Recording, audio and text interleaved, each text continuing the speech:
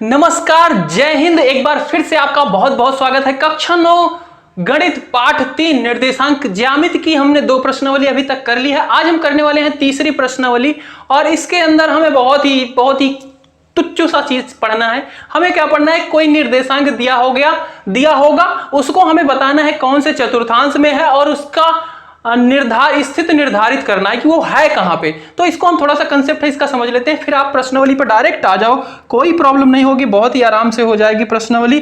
तो देखो मैंने यहाँ पे एक बना लिया है, क्या, कार्तीय तल। इसमें कितने होते हैं, 4 चतुर्थांश होते हैं, पहला, दूसरा, तीसरा, चौथा। पहले चतुर्थांश में दोनों संख्याएं धनात्मक होती हैं, दूसरे में क्या होती है, पहली ऋणात्मक दूसरी धनात्मक, तीसरे में क्या होती है, दोनों ऋणात्मक होती है, चौथे में क्या होती है, पहली धनात्मक दूसरी ऋणात्मक। ये होता है मूल बिंदु और इसको क्या कहते हैं, एक्स अक्ष कहते हैं, इसको वाई अक्ष कहते हैं। इतनी बात आपने पिछली प्रश्नावली में समझ लिया था। अगर पीछे की वीडियो नहीं देखी तब उसे पहले देखें, तब ये देखेंगे तो आपको बहुत ही अच्छे से समझ में आएगा। और उन वीडियो को आप देखने के लिए डिस्क्रिप्शन में जाइए, वहां पे आपको प्लेलिस्ट मिल जाएगी, टेलीग्राम ग्रुप, व्हाट्सएप ग्रुप मिल जाएगा और उनको आप ज्वाइन कर लीजिए ग्रुप को, क्योंकि मैं अभी थोड़े दिन पहले आपको लाने वाला हूं कुछ ही समय में कि वहां पे हम डाउट क्लियर करेंगे। तो ग्रुप में हम ऑनलाइन आएंगे, आपके जो भी डाउट है आप वहां पे क्वेश्चन पूछ सकते हैं, हर एक चैप्टर वाइज, और मैं आपको वहां पे सॉल्यूशन प्रोवाइड करूंगा। तो देखते हैं इसमें क्या है भाई। मान लो आपको कोई पॉइंट दिया गया है, कोई निर्देशांक दिया गया है, -2 और 5 दिया गया है और कह रहा है इसका आप स्थान बताइए या ये कहां पे है कार्तीय तल में। तो इसमें देखो क्या है, माइनस है, प्लस है। ये क्या है, पहला नंबर क्या है, माइनस है और ये प्लस है। इसका भुज क्या है, माइनस में है और माइनस में किसमें होता है, माइनस प्लस किसमें होता है, दूसरे चतुर्थांश में। यानी कि आप इस नंबर को सिर्फ देख के बता सकते हैं कि ये किस चतुर्थांश में है। अब ये है क्यों दूसरे चतुर्थांश में, तो मैंने बताया था इधर क्या होता है, अक्ष की धनात्मक संख्याएं होती हैं, इधर क्या होती है, ऋणात्मक संख्याएं होती है। ऊपर की साइड धनात्मक, नीचे की साइड ऋणात्मक। और जो हम कोई भी निर्देशांक लिखते हैं तो उसमें सबसे पहले भुज लिखते हैं और भुज कहां पे होता है, एक्स अक्ष पे होता है। और फिर कॉमा लगा के कोटि लिखते हैं, कोटि कहां पे होता है, वाई अक्ष पे होता है, ठीक है, इस अक्ष पे होता है। तो मान लो कोई पॉइंट है यहां पे, ठीक है, -2 और -5, यही वाला।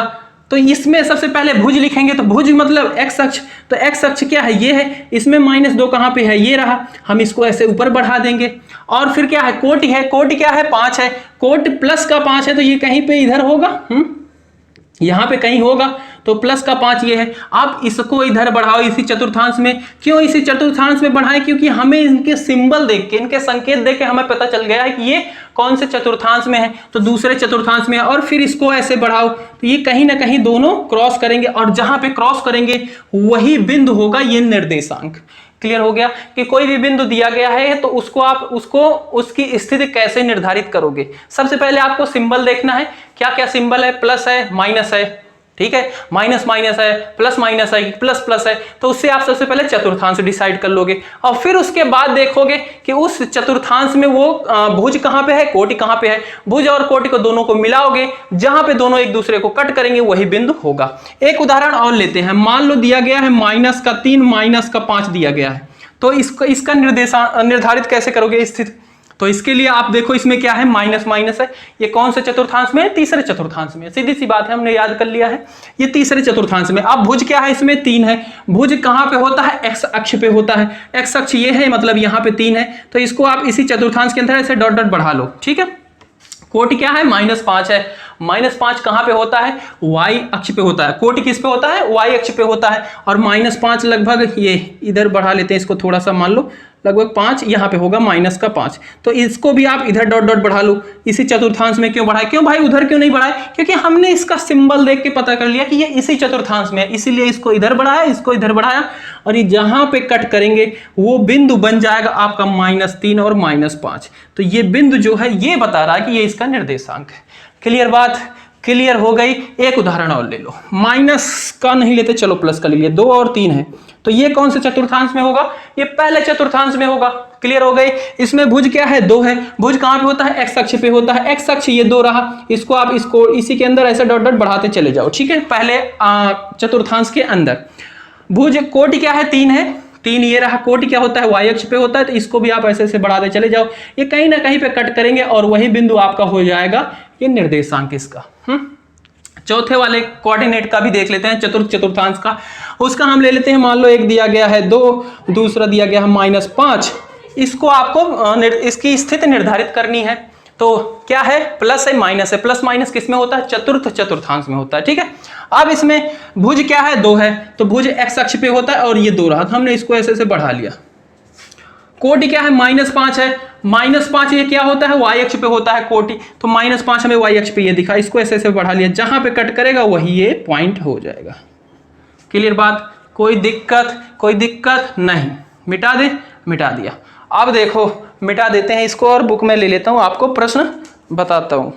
प्रश्नावली 3.3 का पहला प्रश्न दिया गया है, कह रहा है किस चतुर्थांश में या किस अक्ष पर बिंदु 2 -2 और 4, 3 और -1, -1 और 0, 1 और 2 और -3 और -5 स्थित हैं। कार्तीय तल पर इनका स्थान निर्धारित करके अपने उत्तर सत्यापित कीजिए। तो आपको इसको इस कार्तीय तल के ऊपर इनका निर्धारण भी करना है, स्थित कहां पे है और बताना है कि ये कौन से चतुर्थांश में है। तो इसमें सबसे पहले हम देखते हैं -2 और 4 को। इस निर्देशांक को अगर हम देखें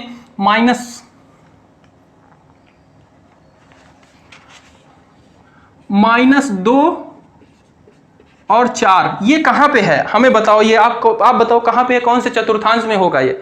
तो ये माइनस है और प्लस है, माइनस और प्लस किस में होता है, दूसरे चतुर्थांश में होता है। तो हम लिखेंगे बिंदु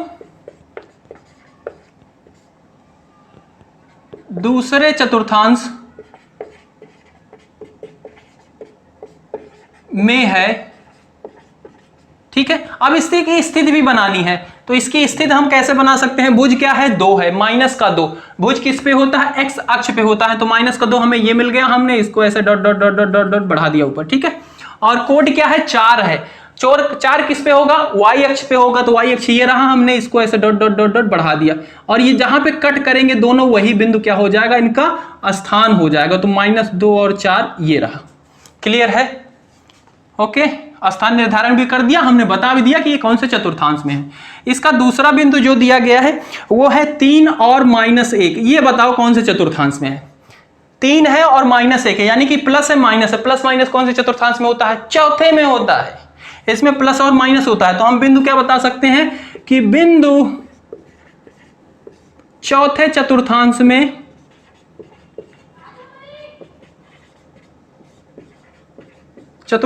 है, और इसका निर्धारण भी करना है। तो -3 है, यानी कि भुज क्या है, 3 है, प्लस का 3 है, तो भुज किस पे होता है, एक्स अक्ष पे होता है, यानी कि प्लस का 3 ये रहा।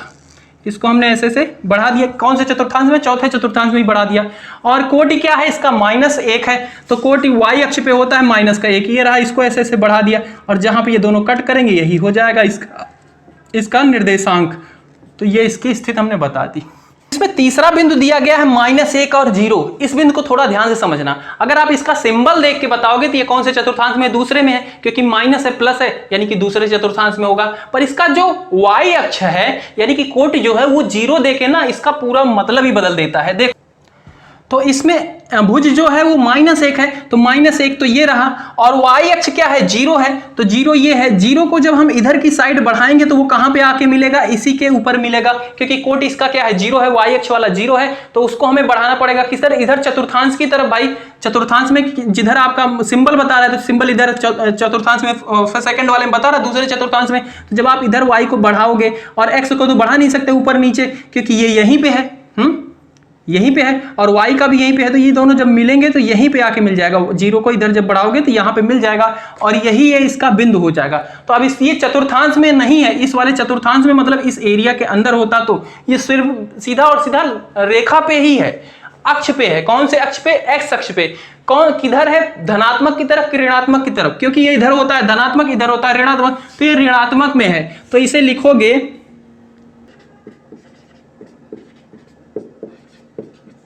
बिंदु ऋणात्मक x अक्ष पर है। ठीक है, तो ये बिंदु आपका यहां पे है, तो इसको हम यहां पे बना भी देते हैं -1 और 0, ये बिंदु ऐसे बना दिया पॉइंट सा।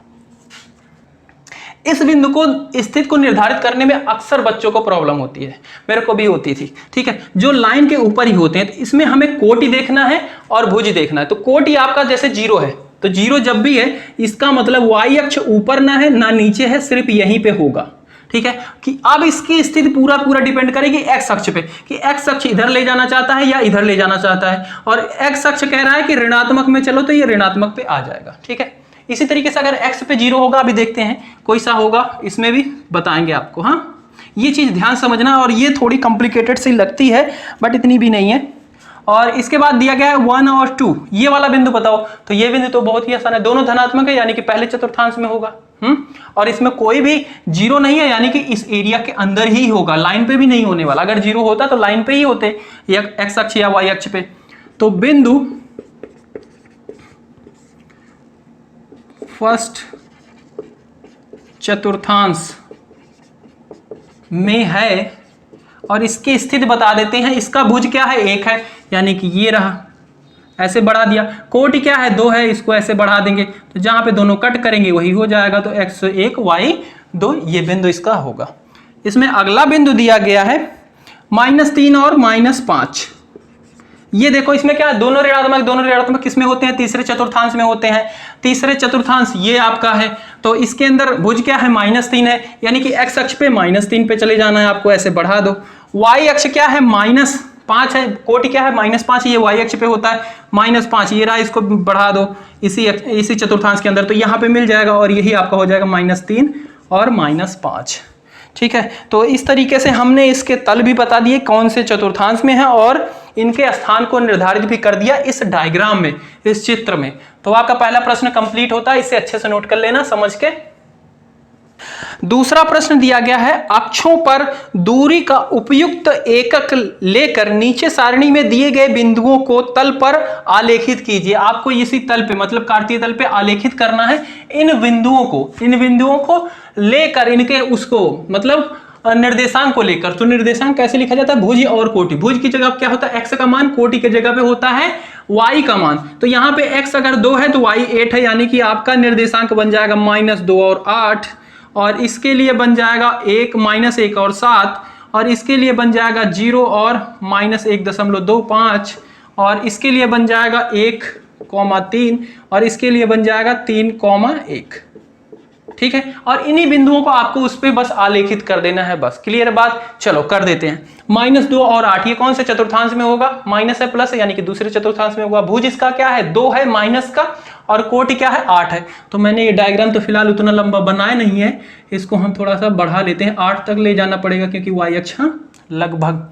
तो भुज इसका -2 है, भुज किस पे होता है, एक्स अक्ष पे, तो इसको हम ऐसे बढ़ा देते हैं, मिला देते हैं, और ऐसे डॉट डॉट बढ़ा देते हैं इस अक्षांश के अंदर। ठीक है, और y अक्ष पे कोटि क्या है, 8 है, तो हमने ये 4 लिया है, ये हो गया 5, ये हो गया 6, ये हो गया 7, ये हो गया 8, तो लगभग यहाँ पे कहीं हमने इसको 8 बना लिया।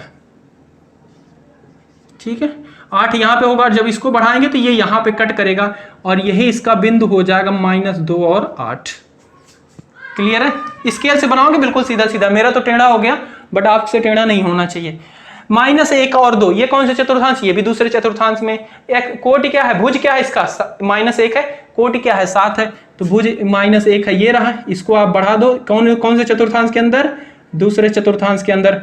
और कोटि क्या है इसका, 7 है, तो 7 ये रहा, इसको बढ़ा दो, यानी कि ये वाला बिंदु आपका क्या हो जाएगा, -1 और 7। ये बिंदु है 0 और -1, ये किसके ऊपर होगा, किसी ना किसी अक्ष के ऊपर होगा, और किस अक्ष के ऊपर होगा, जो 0 है उस पे तो होगा नहीं। ठीक है, और जो कुछ नंबर है उसी पे होगा, तो x इसका 0 है, मतलब x पे नहीं होगा, इस अक्ष के ऊपर नहीं होगा। ठीक है, y क्या है, -1.25 है, तो y अक्ष -1.25 कहाँ पे होगा, तो 1.5 लगभग यहाँ पे होगा, और हाफ से थोड़ा सा, हाफ का आधा है भाई, 1.50 होगा, उसका आधा 1.25, यानी कि इसके भी आधे पे होगा, लगभग ये बिंदु यहाँ पे कहीं होगा। ठीक है, तो यहीं पे हम बता देंगे ये 0 है, -1.25 है यहाँ पे।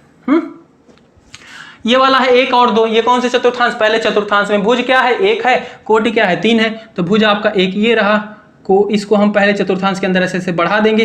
कोटि क्या है, 3 है, यहाँ पे रहा, और यहाँ पे मिल जाएगा, तो इसको हम ये बना देंगे।